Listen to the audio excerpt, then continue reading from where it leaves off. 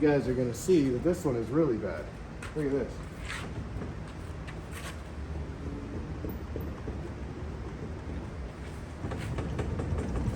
I mean, it's crazy. Oh yeah, all right, check it out. So I was using my little clip kit over here. I got a link for this down in the description. Like I said, I think this thing was only like $6 or $7, and it came with these tools too, which is sick. So in here you'll see there's all kinds of different ones, but the ones that I used specifically for me were these glossy black ones that have the soft edges, and I just put those in here. So my truck on the fender liners was missing all but like 3 of them, okay? And look at these. Nice and glossy. They match the paint. I mean, this is supposed to be satin paint, but you guys can obviously see it's pretty glossy. But look at that. Nice and tight. Everything feels good. Another one over here. Let me back this out. And then we've got all of them up through here. So, oop, I even missed one right there. Let's see. While I've got you guys, let me see here. So we'll grab our one here. Alright, so what I do is I have it started, and I'll just take the hammer here, give her a nice little tap in there, real soft, bottom it out there, and boom, give it a little few taps, and bam, there you go. So it's got them all the way through, and then right here, I just put a little zip tie to keep that supported. So now this side is completely done. All we have to do is just paint down in here, but this is all done. All this has been repainted and all redone. Brand new clips, so we are good to go. Alrighty, so this is the new wiper arm assembly here. It's got the brand new motor on it, brand new assembly, and I also have brand new wiper arms here. Bada bing, bada boom. So brand new wiper arms, and we have these wiper blades that I bought a couple weeks ago, whatever it was. So I have the hardware and I've got the truck over there ready, and now we are getting ready to just throw it in, and hopefully we can get the wipers to work. I'm hoping that it's not a relay or something, but I just wanted to show you a clip of standing back from this. Look how good that fender liner looks with that freshly painted frame. I just think it really looks so good. It looks phenomenal, guys. Super, super clean, and I love it. It looks very good. So now let's go ahead and get this installed in the truck. All right, I was able to get it all installed. Everything is nice and tight. And then I was able to put the relay back in underneath the dash. And now you will see, turn the wipers on, and voila. So we are good to go. The only thing is I hear this clicking sound under here, and I know that it's the relay that I unplugged. I don't know, the relay can't be bad because it's still working, but golly, I wonder why it does that. I don't want it to like kill my battery or short anything out. I really wonder what that is. If anybody has any ideas, let me know down in the comments. So that clicking is coming from a relay under there. And as soon as I turn the key on, either forward or backwards, watch. Completely done, completely gone. It's only on when the key of the truck is off, and it's just clicking under there, clicking, clicking, clicking, even with the doors shut. So I'm not quite sure what to do about that, but I want to show you guys. I got everything done. Look at that.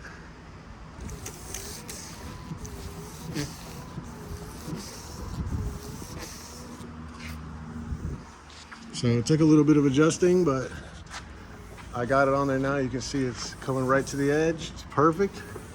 And then they sit right down there in the bottom at the black.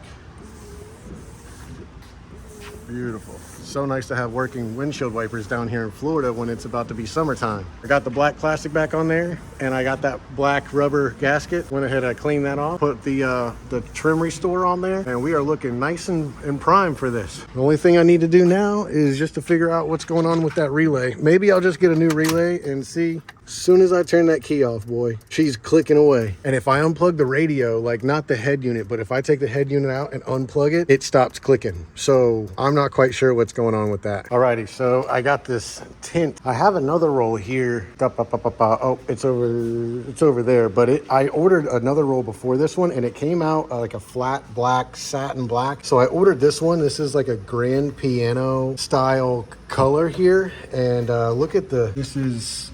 There you go. And it's really, really nice stuff. Really high gloss black. This is the backing on it. Super thick stuff. Very nice to work with.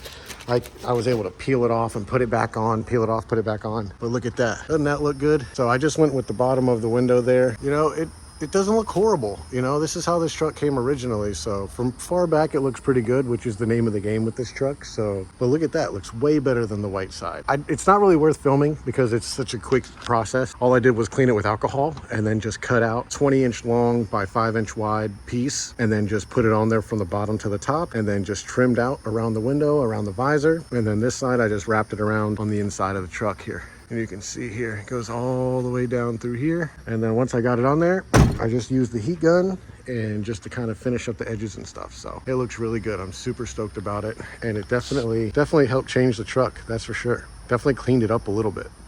Alrighty, we've got the before right here, and I'm getting ready to put this on and show you guys the after. So before, bam, just like that, the after. So this is it. I don't want to get too close to it because it doesn't look the best, but it's not bad. You can see this is all just underneath, but it looks good, you know, for what it is and what I did, you know, it's not bad. So, but man, I tell you what, really did change the look of the truck, that's for sure. Okay, that about does it for tonight. What I got done so far tonight was I got the vinyl wrap done on both of the doors. I got the windshield wiper unit installed and the windshield wipers installed and as well as working. And then I also was messing around with the stereo system trying to figure out what goes on with that relay. So that's just a little recap for right now. All in all, not too bad for working for a couple hours. And I will catch you guys tomorrow on the flippity flip.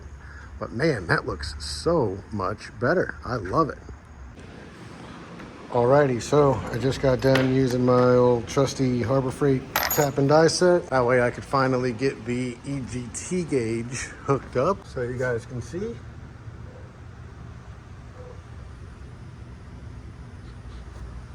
So I have it going right up behind there. It's way over here. Comes around and connects right down in here. Yep, so everything is nice and clean. It looks really good. Almost can't even tell it's there.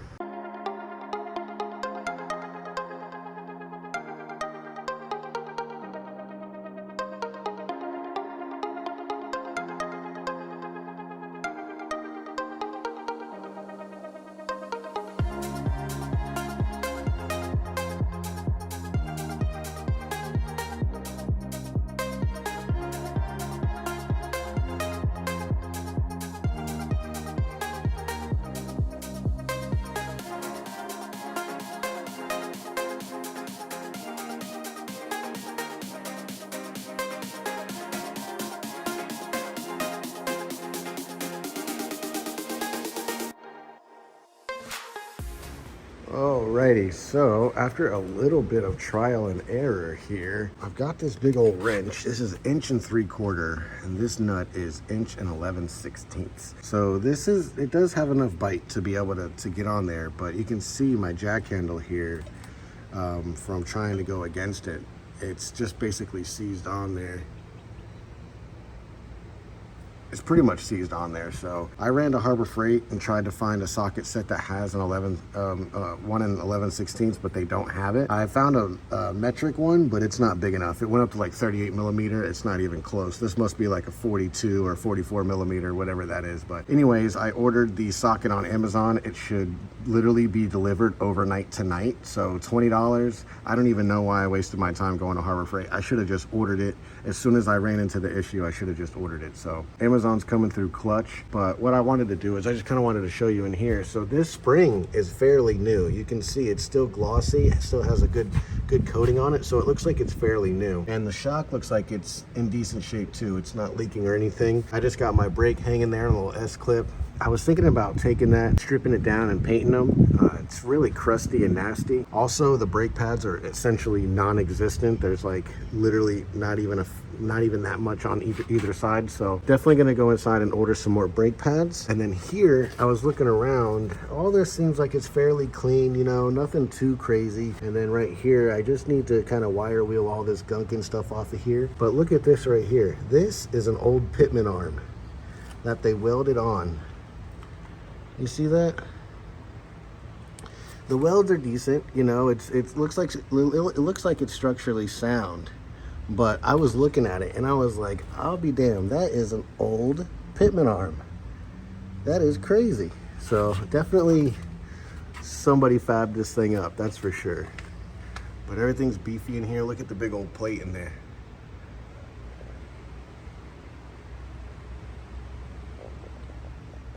So you can see that they got rid of the mounts to be able to put the pitman arm support. I can't put that on because they blocked it up with that plate.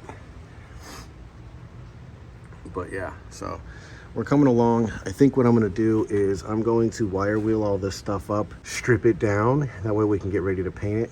And what I'm gonna do is I'm gonna end up painting the coil and the shock. This whole section will be silver, the axle and everything else will be black. And then I think I'm gonna do silver on the drag links and the bars and everything. I think that's what I'm gonna do. I don't wanna really do black on everything. I think too much black is not good. So I think if this was silver, silver, silver, silver, I think that'll look really good. Also, when I took this wheel off, I was expecting it to be a lot heavier, but it really was not that bad. It's all aluminum, so that's good. I really was expecting it to have a lot more weight to it, and it really wasn't that bad. I want to say maybe 50 or 60 pounds. I definitely thought it was going to be a lot heavier than that. Maybe I'll go get my scale from the house and weigh them so we can see, but I mean, just moving it around and everything, it's really not that heavy of a wheel. I thought that they were going to be a lot heavier. On my dually, I had fuel wheels and they were way, way heavier than this. So definitely excited to see that they're not that heavy though. That's good news. All right, after lots and lots of trial and error, grabbing breaker bars and whatnot, I finally broke down and bought the big old impact here with 1,500 pounds of braking force there. And I zipped that guy right off of there. I mean, it was so seized on there. It was literally like welded on there. So got that off of there. Now I can literally finish this side and then jump on the other side. Alrighty, got it done. Got that new one all lined up in there. Everything's nice and tight all the way around. Everything looks really good. So now I am getting ready to torque this down. I've got a torque wrench. I need to torque this down to spec. I think it's like 268, and then I'll go ahead and start putting everything back together. But before I do, I am going to kind of clean up all of this real quick, kind of get it prepped up and ready to paint. Nothing too crazy. I'm not going to really go overboard with it just because it is in a lot better shape than the last truck was. Really, it just has some surface stuff on it. So I'm just going to kind of scuff it up with the Scotch-Brite, get it nice and smooth and cleaned up. A lot of this is all covered up with the brake and everything anyways. I'll clean this up, get it all ready for paint, and then get it all put back together. I might throw some paint just on this knuckle right here. That way this side is done. Alrighty, so I was able to get all this wire wheeled off. I took the wire brush, knocked everything off, got it looking really good, really clean. And so now you can see I've got everything kind of painted, roughed in. I did all of this in here. I got all up underneath here, all up in there, all around here. So this whole knuckle, essentially, this whole knuckle right here, 360 all the way around, this whole thing is done. So I'm gonna let it finish drying, then I'm gonna throw the brake on, throw the wheel back on, and call it a day on this side, and then we can go ahead and knock out the other side. But this whole section is painted. Now we just need to do the bars, do the coils, and maybe the brake caliper too. But it looks really good, nice and clean. Looks really fresh now. Alrighty, so I got the other side completely done. You can see over here. So my center cap here is broken and it just wobbles and dangles in there. You can actually kind of hear it when you drive. So I took it out. So I had to paint the wheel bearing, the face of it. That way, I think I can order some new ones because there's only two on the front. The ones on the back are missing too. So it only has the two front ones and they're kind of broken. But this side is done. It's so much tighter. It's so nice. That's the old one there. You can see. So with this one, I just wanted to show you. So my passenger side, the one I just did, it was okay. It was not bad. It was still tight. But this one here, you guys are gonna see that this one is really bad. Look at this.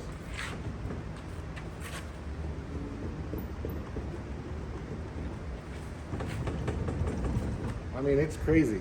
When I lifted up the truck, you can see the whole wheel kind of get released. And like I said before in the last video, when I'm driving on these brick roads and everything, all you hear is this thing clicking and clacking. So let's go ahead and get it changed out. That way we don't have to worry about it for the next, I don't know, 10, 20,000 miles.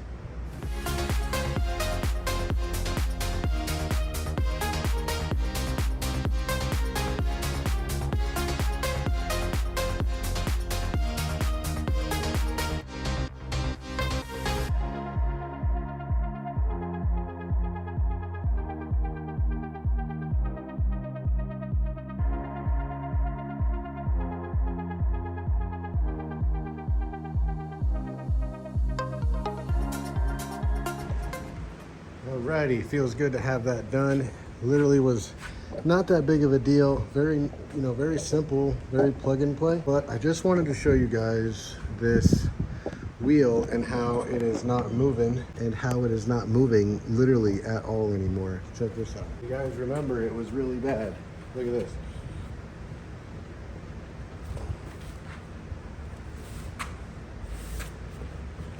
So you can see right there, I mean, that thing is super solid, super tight, no movement whatsoever. Nice and fresh now.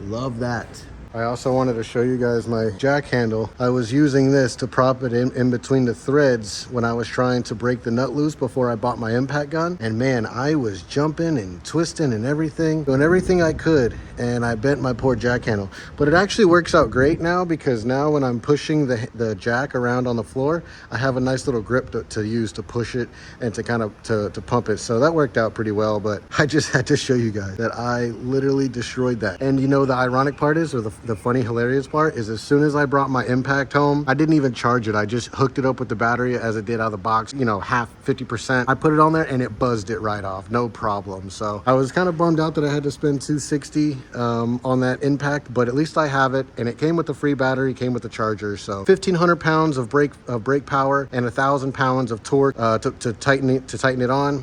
And it came with a 20 volt 5 amp hour battery, which is $75, and it came with the regular charger, which is $45. So I saved about $75. Essentially, I got the battery for free, so you can't really beat that.